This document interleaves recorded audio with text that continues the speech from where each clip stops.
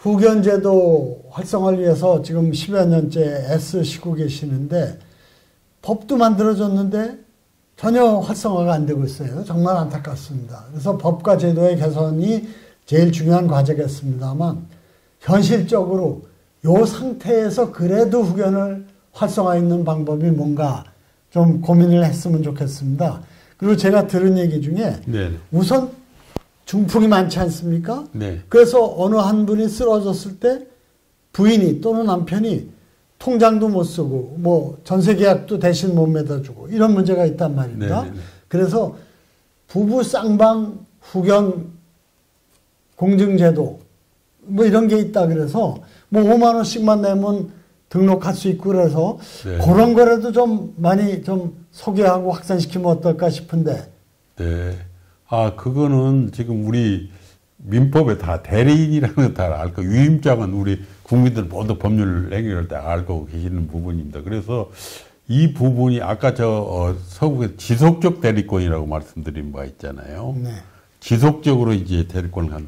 근데 보통의 경우에 이제 위임장 한 법률 행위나 뭐뭐에 대해서 그 써주고 개별적으로 하고 있는데 이건 우리 삶에 관한 문제니까 지속적으로 몇 년 뭐 이렇게 대리권을 준 뒤 뭘 하는 부분인데 지금 말씀해 주신 거는 그냥 그 부부간에도 보통 일상간에 대리권이 있으면 법에 의해서 주어져 있고 아까 이제 큰 거래나 이런 부분들은 거래 안전이나 그 불안을 염려해서 많은 분들이 좀 까다롭게 그걸 요구하죠. 공인중개사 특히 뭐 이런 부분들, 금융기관도 마찬가지인데 지금 말씀하신 거는 제가 확실한 파악은 못하고 있습니다만은 그냥 그 공증에 의해서 내가 이렇게 했을 때 아프거나 말했을 때 뭐뭐뭐뭐에 대한 대리권을 부인 혹은 남편에 주겠다 그런 뜻일 겁니다. 그걸 공증해 놓으면 공적으로 그런 대리권 위임이 있다는 사실을 쉽게 증명할 수 있어서 그거로서 아마 많은 부분이 해결되겠다. 그래서 임의후견이 그런 까다로운 절차보다는 우선 임시 방편이든지 그렇게 해놓으면 나름대로 방안에 들 수 있다고 봅니다. 근데 이제 저희가 쭉 경험에 비춰보면 지금 10년이 돼서 금융기관 이렇게 출입하고 후견인들이 굉장히 지금 용이하게 이제 됐습니다. 그게 만드는데 이제 10년이 걸린 겁니다. 금융기관이 뭐 후견, 야, 뭐 가져와라, 뭐 가져와라. 이 후견이 뭐예요? 창구에서 커보는 일이 많이 있었거든요. 네. 그런 부분들이 이제 점차 사실은 우리 사회의 여러 법률적인 거래에서 어느 정도의 신뢰를 가지고 그런 제도가 정착하느냐 이런 부분이 이제 앞으로 열쇠가 될 것 같은데 지금 말씀하신 부분이 이제 서구에서 말하는 지속적 대리권의 그 한 틀의 정신이 아닐까 싶습니다. 그래서 결국은 임의후견은 본인의 신뢰와 사회적인 신뢰 자산이 이제 그 지속적으로 유지하는 것이 되겠죠. 사실은 후견인이 선임됐다고 해서 그게 다 믿을 수 있는 건 아니고요. 가령 이제 미국에서 은퇴자가 가장 많이 사는 주가 어디죠? 아, 플로리다겠죠? 네, 플로리다가 은퇴자한테 많이 그쪽에 가서 이제 노후를 보내는데 플로리다에서 가장 후견인 범죄가 가장 많고 가장 교묘하게 발달해 있습니다. 영화도요. 네. 퍼펙트 케어라는 네. 영화를 제가 봤는데 네네.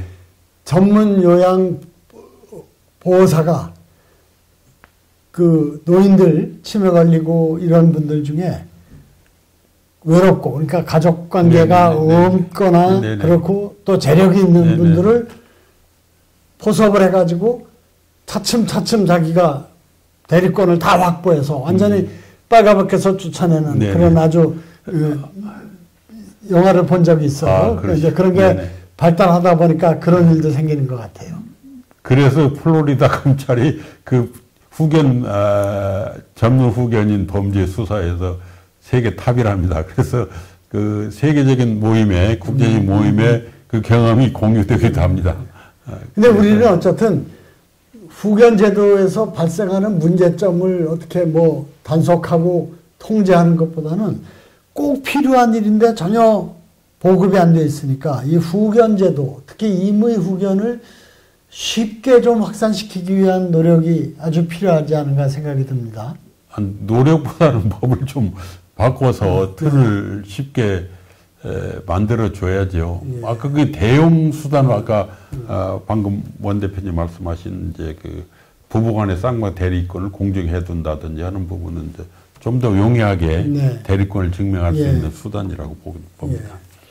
그래서 전혀 활성화가 안 됐으니까 이런 거를 좀 알아두는 것도 실생활에 큰 도움은 안 될 것 같습니다만 워낙 이제 핵심적인 부분이니까 후견인을 정할 때 가족 중에서 하는 게 좋습니까? 아니면 가족 외의 사람으로 정하는 게 좋습니까? 그건 이제 이것도 똑같은 문제에 부딪힙니다. 피후견이 이제 본인으로서는 결정할 수 있는 사항이 아니지요. 그렇잖아요. 자기 결정은 누가 좋다 아니다 정도 되면은 후견 대상이 아니기 때문에. 근데 이제 이 부분은 본인이 결국은 후견 심판 청구를 가족이죠. 가족하고 계속 소통을 자기 뜻을 미리 밝혀놔야 됩니다. 그리고 그 틀을 유지할 수 있는 이제 틀을 만들어야 되죠. 이 부분은 이제 보통은 가족이 합니다. 그 비용도 안 들 뿐더러 뭐 가족이 일단 책임을 케어해 줘야 되죠. 근데 사실은 이제 재산이 좀 있는 분들이 이제 후견 문제가 또 상속할 재산이 많고 가족이 좀 있으면 이 침해에 빠지게 되면 이 상속이나 재산 분쟁이 크게 일어납니다. 왜냐하면 많은 이제 그 재산이 좀 있으면 재산 관리권을 후견인이 갖기 때문에 서로 자식들 상속이 여러 있으면 서로 자기가 후견이 되겠다고 다툼을 벌입니다. 누가 신청을 하냐 문제도 있고 가정법원에 후견인 선임할 때는 가족들한테 의견을 묻거든요. 그러면 내가 하겠다. 아니, 쟤는 안 된다 해가지고 다툼이 있으면 이제 법원에서는 결국에 안 되겠다면 전문가 후견인을 선임하게 됩니다. 전문가 후견인은 이제 일정한 본인의 재산에서 이제 후견인 보수를 지급해야 되는데 이제 보수 문제가 아니라 좀 큰 뭐 재산 있는 경우 제가 후견 개시가 돼서 성년 후견인으로 활동한 적이 있는데 정말 힘들었어요. 왜?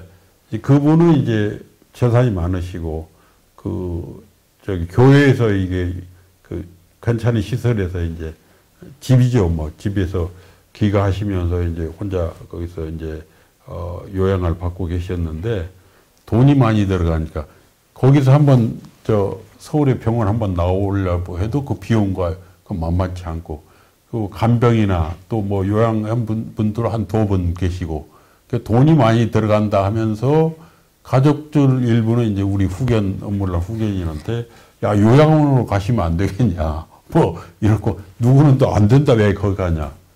심지어는 그때 한때 굉장히 더운 여름에 물론 금년도 엄청 그건 아니고 그 에어컨 너무 열악해서 가서 봤더니 너무 열악해서 에어컨을 좀 놔야 되겠다. 그래서 놨더니 왜 에어컨 그냥 안 쓰시고도 계셨는데 왜 놨느냐. 뭐 이런 시비 등등 해가지고 아주 그 전문 후견이 힘들어요. 그거 보면은 결국 재산 싸움이 앞단계에서부터 일어나는 거죠. 그래서 결국은 저기가 있습니다. 지금 문제가 이 경우에 지금 말씀드리기 좋을 것 같은데 그럼 우리가 그러면 자기 재산을 자기를 위해서 쓰는 방법은 뭐 있느냐 노인들이 그게 신탁입니다. 그렇습니다. 네. 이제 말씀을 드려야 되겠네요. 신탁이라는 거는 자기 재산을 이제 위탁자한테 넘기는 겁니다. 넘기면 신탁재산이라고 등기에 이제 표시가 되는데 그 재산은 아무도 못 건드립니다.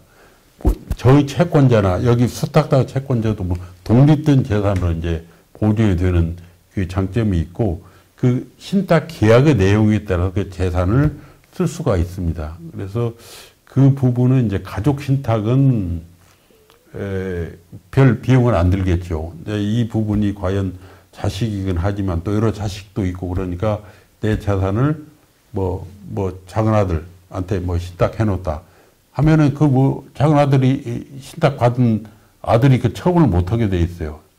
신탁 재산은 다 등기돼 있기 때문에 그건 뭐 무효입니다. 그리고 그 돈을 어떻게 써라 하면 그 계획대로 이제 수익을 어떻게 써라 하는 부분이. 신탁 관리자인가요? 작은 아들이? 이제 수탁자죠. 수탁자. 수탁자라도 그 신탁된 내용, 계약에 계산과 따라서 그 계약을 손을 못 대요. 그렇죠. 그게 해야 되죠. 예. 마음대로 그러니까 독립된 그 신탁이 우리는 굉장히. 그러면 내 뜻대로 어쨌든 계약을 할 수가 있는 거고. 그렇죠. 그것을 수탁받은 자식도 마음대로 못한다. 네, 못하죠. 중요한 거네요. 이제 법률적 처분이 안 되지만 뭐 또 다른 그 수익을 뭐 마음대로 갖다 쓰고 하는 부분은 이제 맡기는 좀 어렵겠지만 또 가족들 한 두 사람이나 정도 해놓거나 뭐 붙이면 오면 괜찮을 거고요. 이제 그 말고 이제 보통은 이제 그거는 가족 민사 신탁이고요. 또 영업 신탁이 있습니다. 금융기관에 맡기는 확실하죠. 그거는 금융기관에 신탁을 해놓고 이 수익을 날 비용을 매월 얼마에 써주고 얼마 해주고 이러면은 금융기관이 다 알아서 처리를 해줍니다. 그래서 그 상속 싸움이나 뭘 미연에 자기들끼리 서로 뭐 관리하겠다, 뭘 가져겠다 이런 다툼은 막아낼 수 있고요. 지금 아마 그 신탁 소위 후견 그 지원 신탁이라고도 부르는데 이게 4년 사이에 뭐 지금 한 3.5조까지 늘어났답니다. 수탁액이 재산액이. 네. 그래서 앞으로 이 부분은 그 특히 노년증 재산이 있는 노년증에서 자기 재산을 제대로 관리해서 나를 위해서 쓰는 가장 유효적절한 수단은 신탁입니다. 후견 신탁. 그 이제 비용이 많이 들면 가족한테 맡길 수도 있고 아니면 금융기관은 뭐 신용도는 아직도 믿을만 하잖아요.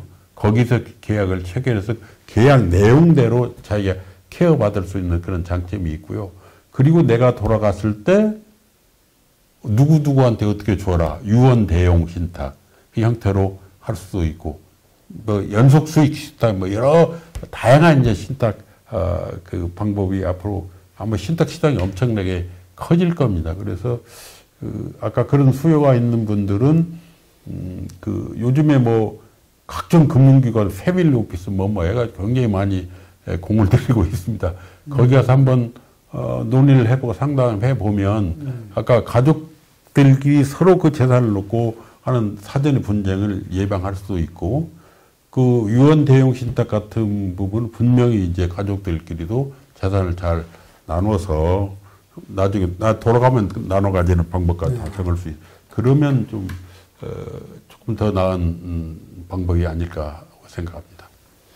네, 유언장을 쓰는 게 내 재산을 내가 세상을 떠날 때 내 뜻대로 잘 처리할 수 있는 중요한 기준이 될 텐데 유언장은 죽고 나서부터 작용을 한단 말입니다. 그리고 또 네네.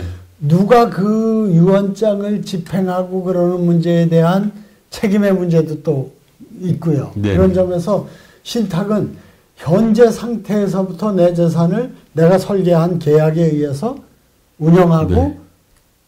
처리할 수 있기 때문에 또 사후의 처리까지도 되기 때문에 네. 그 통합성이라 그럴까 지금부터 사후에까지 쭉 지속성이라 그런 점에서 훨씬 유언장을 쓰는 것보다는 좀 더 통합적인 관리가 잘 되는 강점이 있는 것 같아요. 근데 이제 아직은 이게 좀 비용이 수수료 그게 너무 네네. 많이 나간다 그래서 좀 확산이 덜 되고 있는 문제는 있는 것 같습니다. 네, 그래서 앞으로는 이게 더 활성화되고 그 신탁 운용 기법이나 관리 기법이 나아지면 또 금융기관도 경쟁하잖아요. 그러면 합리적인 수준으로 내려가지 않을까 싶고 본인이 관리가 어차피 어려운 상황이고 그게 여러 또 노인 상대로 또 사기 행각 벌이는 범죄도 굉장히 늘어나고 있잖아요. 그걸 생각해 보면 비용을 아껴서 얻는 이익보다는 안정적으로 가는 게 훨씬 날까나 아마 판단을 쉽게 하실 수 있으리라고 봅니다.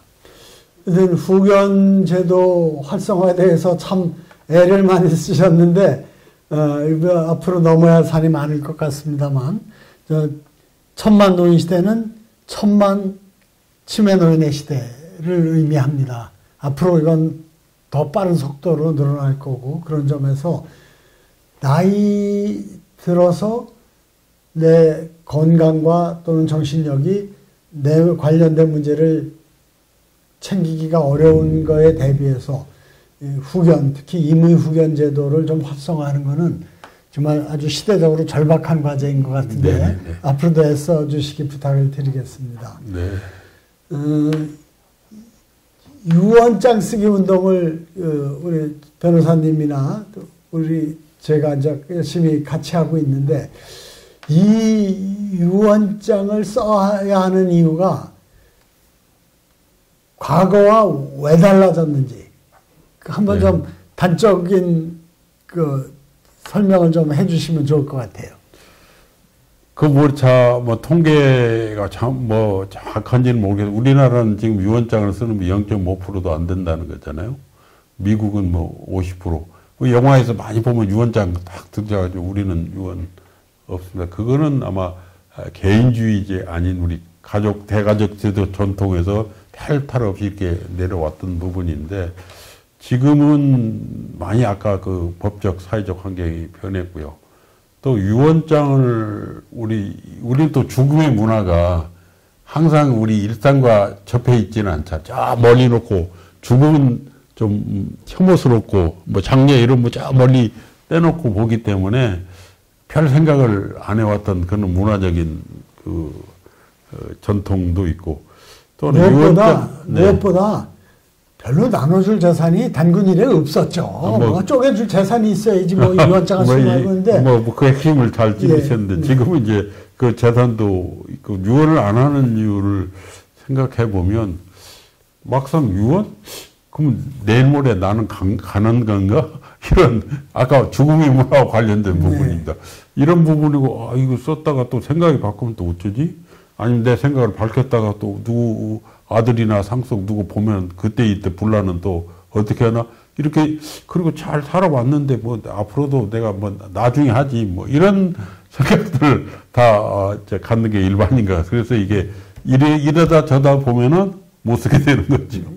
그래서 이 부분들은 이제 우리가 문화적으로 우리 웰다잉 문화운동에도 참 중요한 활동 목표 하나로 삼았는데 그런 부분 때문에 이제 안 쓰는 데 있어서 지금 우리 변호사 몇 분이 유언 무료 상담 센터를 개설했잖아요. 그래서 일단 유언장을 써보기 운동을 우리가 벌이고 있습니다. 써보기라는 거 일단 한번 써보는 겁니다. 유언은 5가지 민법에 돼 있는데 시대에 너무 뒤떨어진 방식고 너무 엄격한 부분이라서 유언을 썼다고 바로 그 효력이 생기는 것도 아니고요. 유언 방식이 대표적인 것이 이제 서명하면 아무 소용이 없어요. 무효입니다. 네. 근데 본인 서명이 밝혀지면 도장보다 훨씬 더 확실한 것임에도 불구하고 그건 안 돼 있고 또 대표적으로 우리 유언 방법 5가지 중에 이제 자필 증서가 가장 많이 행해지고 있는데 재산 목록이 좀 있는 사람들은 깔끔하게 타자 요즘에 다 전산화되어 있기 때문에 재산 목록을 프린트해서 붙이면 효력이 없습니다. 근데 일부는 바꿨더라고요. 자필을 써야 되죠. 네, 그 자필을 일부는 민법 개정을 통해서 재산 목록에 한해서는 붙여도 유효라고 이번에 바꿨습니다. 그래서 그런 부분들이 이제 개정이 좀 시급한데요. 말고도 지금 유언제도는 너무 복잡하고 또 나중에 검증도 받아야 하고 유언서에 있다 존재와 그 내용에 대해서 다툼도 많아서 조금 더 간편한 제도가 필요하죠. 일본이 유언장 쓰기를 활성화하는 여러 가지 제도적인 개선이나 대책이 나오는 것 같거든요. 네네. 그게 우리보다 고령화가 먼저 진행됐기 때문에 거기서 발생하는 문제를 많이 경험을 했고 그거에 대한 대책도 또 더 오래전부터 고민해서 정책이 나오는 것 같은데 우리가 참고할 만한 정책들이 어떤 게 있을까요? 유언장 보관 제도를 일본 몇 년 전부터 시행을 하고 있습니다. 유언장 보관 제도라는 거는 유언장을 써서 지금 일본은 우리나라하고 좀 법제가 달라서 등기소에 가서 이제 유언장을 보관해서 몇만 원, 우리 돈으로만 5만 원 미만, 그걸 주게 되면 이제 유언장을 보관해 줍니다. 그래서 담당 공무원이 그 형식을 막 갖췄는지 본인이 썼는지 이걸 확인해서 보관해 주게 되면 지속적으로 보관하는 거죠. 그러면 유언의 존부, 유언이 있었는지 없었는지 그 내용에 대한 다툼이 지금 우리 가정법원에 굉장히 많습니다. 상속이 개시되면 그 우선 유언장의 존재나 그것이 내용이 맞느냐 이런 부분에 다툼이 너무 심하죠. 그리고 유언장이 있더라도 그거는 다툼이 제정신이 아니었습니다. 아니면 아들 중 하나가 그냥 모셔서 함부로 이렇게 한 겁니다. 이건 그때에 유언했을 때에 정신 상태가 제대로 되지 않았다는 다툼들이 엄청 많아요. 근데 그 제도를 도입하게 되면 적어도 이제 공무원이 형식적인 심사를 하기 때문에 본인이 와서 본인이 그때 썼다. 내용이 이거다. 형식 갖췄다. 이렇게 되면 많은 유언의 존두와 내용에 대한 부분은 분쟁이 사라질 것이라고 생각합니다. 그래서 이거는 뭐 크게 비용이 드는 것도 아니고 더구나 무슨 요즘에는 뭐 블록체인 방법도 있다고 그러는데 그 보관과 뭐뭐에 크게 비용이 안 들기 때문에 이거라도 우선 우리가 만들어 주면 유언장 쓰기 문화가 조금 더 활성화되지 않을까 하는 생각을 합니다. 그리고 또 아직 법으로 확정은 안 됐지만 일본이 디지털 유언장을 허용하는 쪽으로도 또 정부 방침이 정해져서 진행되는가 봐요. 네네. 그래서 우리도 이런 거를 좀 적극적으로 신속하게 좀 대책을 세울 필요가 있을 것 같습니다. 그게 사실은 유언장의 존도 찢어버리거나 없었다. 그때 정신능력이 이런 사회적 비용이 얼마나 큽니까? 네. 반면 그 제도를 마련해주면 정말 그게 우리 유언 문화나 상속 이런 문제에 크게 도움이 될 건데 다른 건 빨리들 하는 건 많이 있던데 이건 왜 이렇게 지지부진한지 모르겠습니다. 우리 지금 입법 안으로는 지금 발의가 돼 있잖아요. 예. 지난번 국회에선 발의됐는데 발의됐다가 예, 또 임기 만료로 폐기가 됐죠. 네네, 다시 발의가 아직 안 된 걸로 알고 있는데 네네. 어쨌든 좀 제도 개선에 좀 노력을 해야 될 것 같고 그리고 어쨌든 그것과 더불어서 유언장을 쓰는 문화를 좀 확산시키는 게 당면한 과제인 것 같습니다. 근데 유언장을 과거에는 별로 쓸 일이 없었으니까 아까 얘기 나눈 대로 나눠줄 재산도 별로 없었고 또 그 재산이 워낙 단순하기 때문에 뭐 이렇게 분쟁의 여지도 없고 또 장수 시대가 되다 보니까 중간에 쓰러져서 그 치매가 걸린다든가 중환의 상태로 또 오래 생존하는 경우가 많이 있는데 이런 때 발생하는 여러 가지 유언장이 없기 때문에 발생하는 문제들이 있는 것 같은데 어쨌든 이런 과거의 전통 때문에 지금도 안 쓰는 문화가 지배적인데 유언장을 안 쓰면 무슨 문제들이 있는지 그렇기 때문에 유언장을 써야 한다 하는 것에 대해서 좀 대표적인 논리나 사례가 뭐가 있을까요? 부분은 이제 상속재산을 둘러싼 상속재산 분할 또 유류분 청구 문제 가정법원에서 일어난 많은 상속 분쟁은 유언장이 없거나 결격이거나 미흡해서 생기는 문제들이 태반입니다. 그것만 분명히 하면 그 재산 분쟁이 생길 여지가 적지요. 이제 그런 부분이 이제 지금 유언과 관련된 부분이고 또 하나는 우리가 왜 유언장을 써야 되느냐 하는 부분이 물론 이제 상속 분쟁을 막겠다는 것도 있지만 우리가 웰다잉의 입장에서 보면 자기의 삶을 현재의 삶을 보다 충실하게 가져갈 수 있고 계속 인간을 인생을 회고하면서 점검하는 계기가 되잖아요. 그 유언장을 여러 번 써도 아무 상관이 없는 건 마지막 한 유언이 이제 법적으로 유효한 효력이 되는데 가령 5년, 10년에 한 번씩만 써도 생각이 달라지고 가족에 대한 부분도 달고 또 세상에 대한 메시지도 담을 수 있고 뭐 유언 집행자도 정할 수도 있고 여러 유언 할 수 있는 범위들이 많아서 나의 본인의 삶을 조금 더 현재의 삶을 또 미래 남아있는 삶을 더욱 충실하게 다가가는 방법이 유언장의 가장 좋은 방법이 아니겠느냐는 생각을 하는 거죠.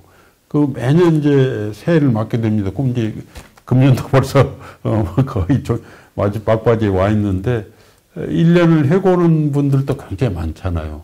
그런 부분이 이제 이렇게 되면 그 유언장이 되는 겁니다. 그게 어려운 것이 아니기 때문에 결국 유언장을 쓰는 거는 본인을 위한 거죠. 물론 이제 상속 분쟁은 이제 상속인 남겨져 있는 나 흔적으로 세상에 남겨져 있는 뭐 상속인들을 조금 더 다투먹고 잘 가는 부분이 되겠지만 그 나 사후에는 아무 자기가 할 수 있는 역할이 없고 또 생각들도 달라지고 뭐 그렇기 때문에 그때그때에 맞는 나 삶을 조금 더 계획을 세워서 세상을 잘 마치는 아주 유용한 수단이라고 저는 생각합니다.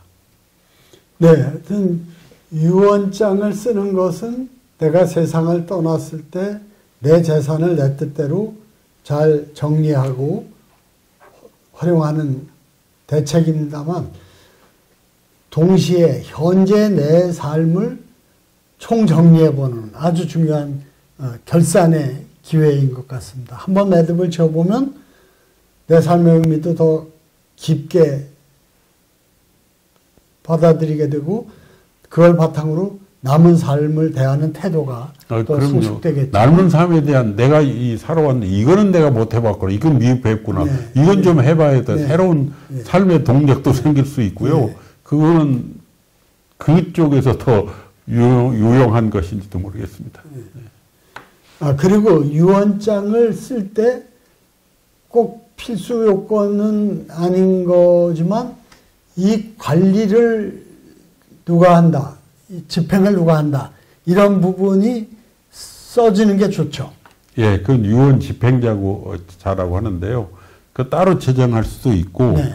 뭐 가족 중에서 믿는 누구 상속인지 누구 그것도 지정을 해 놓으면 네, 그래서 유언으로서 법적 효력을 그대로 갖는 겁니다. 그런 거죠. 근데 네네. 그거를 안 해놨을 때 누가 집행하느냐의 문제 가지고 또 갈등이 있을 수 있으니까 해놓는 게 필요한 네네. 거죠. 네. 예. 근데 일반적으로는 보통 그거를 지정을 해 놓나요? 그렇지 않나요? 그 보통 양식에 보면은 지금 많은 매체나 들어가 보면 유언장 양식에는 보통 유언 집행자 부분이 나와 있기 때문에 네. 거기 참고로 만들어 놓으면 돼요. 거기에 써 놓으면 유언의 다른 내용과 더불어서 네네. 효력이 인정되는 거고요. 그러니까 그런 문제에 대한 갈등을 막기 위해서도 꼭 필요하겠네요. 그러니까 네네. 그 유언장을 쓸 때도 그렇지만 이거 유언 내용이 그래도 어느 큰아들보다는 둘째가 더 경제적으로 어려우니까 좀 더 주자. 이렇게 했을 때 그럼 큰아들이 불만을 갖지 않을까. 뭐 이런 것 때문에 망설이다가 안 쓰게 되는데 이 네. 집행자도 누구를 정하느냐 갖고 좀 첫째로 하면은 둘째가 싫어하고 둘째가 하면 첫째가 싫어할까봐 망설이다가 안 하는 문제도 있는데 이게 제일 나쁜 게 그렇게 망설이다 안 하는 게 더 나쁜 것 같아요. 좀 부담이 되더라도 결정을 해놓으면 그대로 갈 수가 있는데 그런 좀 결정을 하는 거에 대한 부담 때문에 유언장을 쓰거나 그 집행자를 지정하는 거를 망설이다 못 쓰거나 이런 문제도 있을 것 같아요. 그건 이제 상속인을 설득하는 문제일 텐데요. 결국은 이제 상속인들이 유언의 내용을 전부는 아닐지라도 평소에 누가 재산 관리를 잘하는구나, 뭐, 누구는 좀 더, 뭐, 이 기회가 단다면, 귀띔이라도 해주면, 훨씬 그 받는 쪽이 그럴 텐데, 갑자기 나타난 유언장이, 나를 이렇게 밖에 못 보셨나? 뭐냐? 이런 때문에 갈등이 생기기 때문에, 네. 그건 긴 시간이잖아요. 함께 피를 나누고 생계를 같이 있는 가족인데, 그거든 설득해서 가야지. 물론 어려운 경우도 있을 것이고, 네, 예. 그걸 가면은 그 부분이 그렇게 어렵게 가지는 않지 않을까 하는 생각을 합니다. 또 하나는 이제 그거 문제죠. 뭐, 가족들의 재산 물려주는 게 이제 일반화, 우리 관념이지만, 지금 단독 세대, 독신 세대 뭐 많잖아요. 결국은 뭐 자식 없으면은 누구한테 부모님 돌아가시면 조카밖에 없는데, 지금 젊은 그런 계층들이 굉장히 늘고, 소위 자산이 있는 독신 세대들은 과연 그걸 조카한테 다 물려주느냐. 그런 생각을 달리 할 것 같아요. 요즘에 무슨 반려견 뭐, 거기다 뭐 좀 해달라고 유언한 경우도, 물론 이제 다른 사람이 관리해 줍니다만은, 그런 부분들도 많이 우리 생각이 달라지고, 또 자기가 못한 거, 자기 이상으로 살면 미리 이제 못한 부분에 대해서 내 재산을 좀 써달라 하면 보람이잖아요, 본인. 예? 그런 부분에서 유산 기부나 사회에 환원하고 사회를 조금 더 나아가게 하는데 또 이 유언이 유용하게 쓸 수 있죠. 네, 유언장을 쓰는 문화는 우리 사회가 정말 한 단계 성숙하는데 꼭 필요한 일인 것 같습니다. 천만노인 시대에 들어섰고 또 상당한 부를 축적한 대부분의 세대가 지금 세상을 떠나기 시작하는 시점에서 내가 평생 모은 재산을 내 뜻대로 세상을 떠나면서 잘 배분하고 좋은 데 쓰는 노력은 정말 가장 중요하고 누구나 포기할 수 없는 일이라고 생각을 합니다. 그에 비해서 이 유언장을 쓰는 문화가 너무 저조한 것에 대해서 다들 안타깝게 생각하고 우리 웰다잉 문화운동에서 유언장 써보기 캠페인을 중점적으로 하고 있습니다만 유언장을 쓰는 일이 내 삶을 내 뜻대로 정리하는데 아주 요긴한 일이라는 것에 대한 좀 사회적 인식이 확산될 수 있는 계기를 좀 많이 만들었으면 좋겠습니다. 오늘 아주 좋은 말씀 감사드립니다. 네, 감사합니다. 네.